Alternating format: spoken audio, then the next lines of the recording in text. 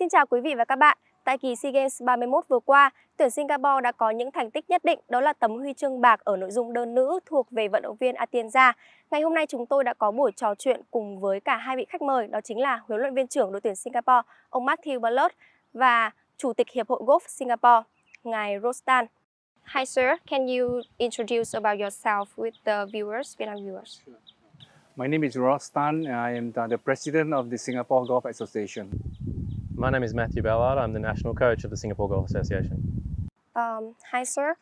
First of all, it is very unfortunate that Hilo played very well in the first two playoff holes, but in the hole 9th, the opponent had an excellent chip to win the medal. Can you share your feelings about the results of the team round today?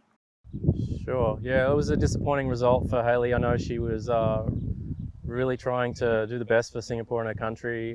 This is the nature of our sport, though. It's a game of inches, and full credit to the Philippine girl for chipping in on the last hole and staying in it the whole match. So she thoroughly deserved it. Hayley will come back stronger after this, for sure. Can you share your feelings about SEA Games 31? Well, you know, like in any sports event, our sportsmen and sportswomen, they prepare themselves very well.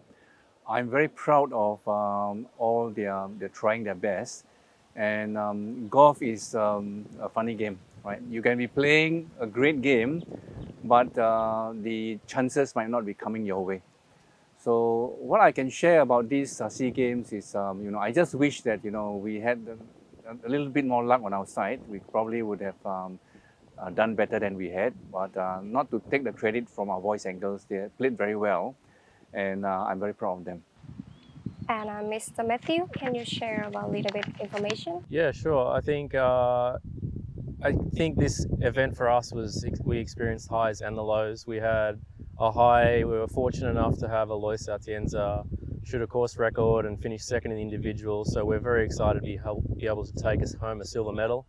Unfortunately, the boys and the girls just missed out on taking home some bronze today, but they will also learn from this opportunity and grow. We know that SEA Games is just around the corner again next year, so we'll be looking forward to that. In SEA Games 31, golf was presented on Heron Lake Golf Course. Do you have any comments about this course? Yeah, sure. It was set up really nicely. I think our players really enjoyed it.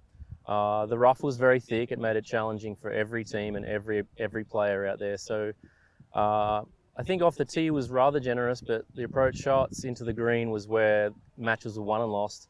If you're managing to stay out of the rough around the green side, I think you had a good chance of winning your matches. So I think it was a fair test. The scores will indicate that also. So yeah, we quite enjoyed it. And Mr. Rostan, can you add some more feeling? Well, I share exactly the same feelings as Coach, you know, Matt. I'm really impressed by you know, in general what the whole setup has been. I would say that it was very professionally done, and you know, I think Vietnam is ready to even host bigger events than this. Mr. President, can you share about the training of young golf team on your country? Well, we have a system whereby you know, the junior golfers are sort of spotted by the association during our many junior events, and they get into the junior squads, and we have 3 levels of squad. We have the junior squad, we have the development squad, and we have the national squad. So at their very junior level, we totally dependent on parents and the clubs to feed us with the players. As you know, Singapore is a small country. You know, over the years, I can start to see that the Indo-China countries like Vietnam, like Myanmar, and all these countries are very up and coming. And you know, I'm sure, you know, with the interest that your country has in golf, it's a matter of time that you'll be bringing up very good world beaters. I'm very confident. Okay. Mr. Rostan, why did you decide to work with Coach Mathew? In 2017, when the previous national coach term expired, we were looking for a new coach, And Matt was one of those who applied for the job, and based on his experience and his criteria, the criteria that we had, one of it was to look for somebody who was able to handle all levels of the golfing skills. Matt is highly reputed to be the swing coach of the short game coach of Adam Scott, who was one of the world #1 players before, and that was one of the reasons why we engaged him, because we felt that our players needed to be working a little bit more in that areas that he specialized in. And I must say that in the last 3, almost 4 years that Matt has been with us, he is not disappointed. He's done very well. Mr. Rostan, how does this partnership deliver results for Singapore's golf? The partnership continues, right? I'm just afraid that coach comes and tells me tomorrow that he doesn't want to work for us anymore. Right? As long as he wants the job is his. Mathew Ballard, what is the coaching criteria for your team, and do you have any support of Singapore Golf Association? Yeah, I guess the second part of the question I'll answer. I definitely have the full support of the Singapore Golf Association. That is without question. I'm very lucky that I'm given the full support and a long leash to train the players accordingly. In terms of your first question, what is the criteria? For me, there's a heavy focus on short game. There's also a heavy focus on fitness, mental training as well. So we encompass quite a lot. Personally, we do a lot of swing coach training. At the same time, we do also a lot of on-course strategic stuff, where the players will get out on the golf course, learn strategy, learn how to play off different lies, different conditions, different wind. So basically, a lot of things, to be fair. There's more than one thing. The golf swing is just one part of the training, and is by no means the only part. There's a lot more to it. And as you saw today in the playoffs, short game was very important. It's what won the medal for a lot of the players out there, both men and female. So it will remain a heavy focus, and so will the mental training as well. Yes. Mathew, can you share the training for players before entering the SEA Games 31? Sure. Yeah, we once we knew the venue was going to be here at Heron Lake, I feel like that was a little bit of an advantage for us, because we had played here before with the Putra Cup in 2019 and were successful there with our men's team winning that. So I knew the course conditions, I knew the greens, the type of grass. That was the very first thing that I looked for. So we looked at training in Singapore on a golf course there that has the same grass on the greens here. Second to that, we had 2 training camps for our team. One, we went to Malaysia to help the team bond together. That's a big part of playing these team events, is having the team bond together and come together as one. And then secondly, we came to Heron Lake here maybe 2 weeks ago prior to the event to get used to the atmosphere, the conditions, the weather, and wanted the players to feel really comfortable being at this venue. Then we went back to Singapore, rested and trained, and then came back here ready to go. What did you find difficult when your team playing here? What did we find difficult? I think every opponent. I think the golf course itself, we tried to make sure that our players were playing against this golf course, and my mantra all the time is if they can beat Heron Lake every day they step out here on the golf course, there's a good chance that they will beat their opponent too. But we came up against some stiff opponents from all the nations in the Southeast Asian region, and I would say that was the biggest challenge, just competing against some really elite players in this region. Okay. Mr. Rostan, there are many factors to be one golf team, and how were the sponsorship appealed in your country? Well, the Singapore government gives us good support in terms of from the Sports SG Singapore. We have our own means of raising funds to support all the golf development we have. We have, as you can see, we have Lexus, which is our main sponsor. They sponsored us in terms of, every year there's a certain budget that they help us out. And we are a tied sponsor by our attire is FootJoy and Titleist. So we actually quite lucky to have very supportive sponsors. And when the SEA Games ended, there will be many other big tournaments like ASEAN. So what's the training plan for the athletes?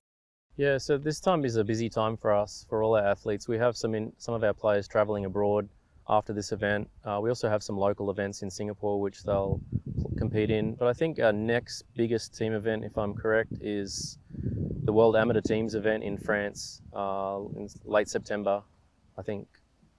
August. Yeah, and Nomura Cup also. So they're our next two big team events that we have this year. So we'll be focusing there. There's not much time to rest, and we'll be back at it, looking forward to trying to win some of those games. Okay, and Mr. President, what are the working plans of the training board? Well, as far as the coaching staff is concerned, everything is in the hands of the national coach, right? So we do not present any plans for them that they've got to follow us. It's actually plain and simple. Get the show on the road and get things running. So we leave a lot of the decision making on the day-to-day training events all in the hands of national coach. So while we have on a national agenda, we have a 4-year plan for which we have to present to the Sport Singapore. That's a major plan. But the day-to-day and the running of the plans is all left to executed by the national coach. Yeah. And currently, the Vietnam Golf Association is planning to train golf coaches in conjunction with the Australian Professional Association. And Mr. Mathew, do you have any suggestion for Vietnam to develop golf in Vietnam?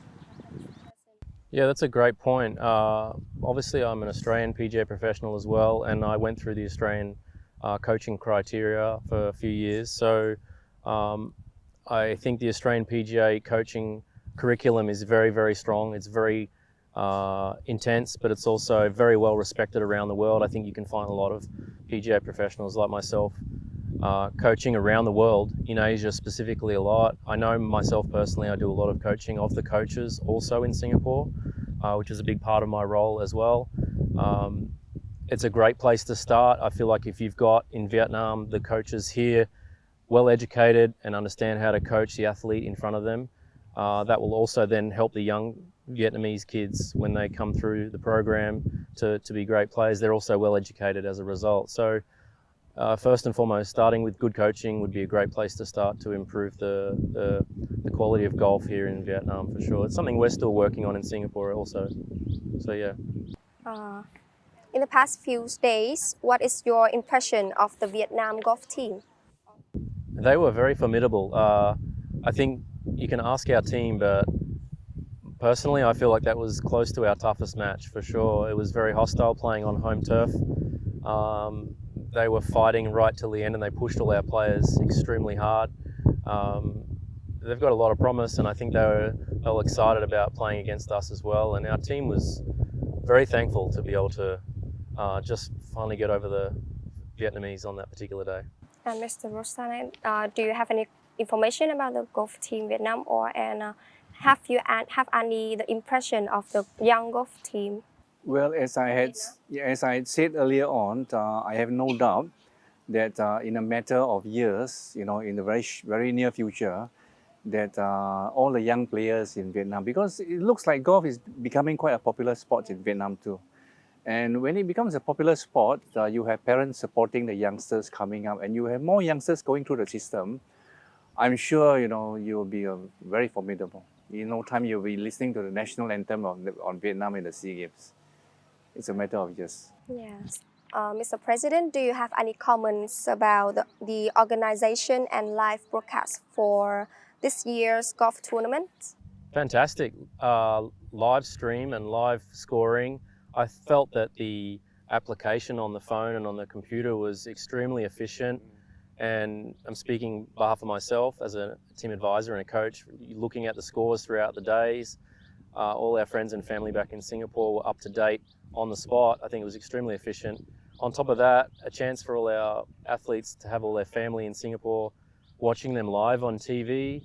And then on top of that, the players actually feel pretty cool playing in front of cameras and knowing that it was being broadcast around the region.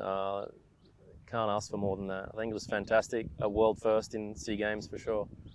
Mr. Roshan, do you have I same echo thoughts? exactly every word that coach said. You know, we are really impressed with the media setup.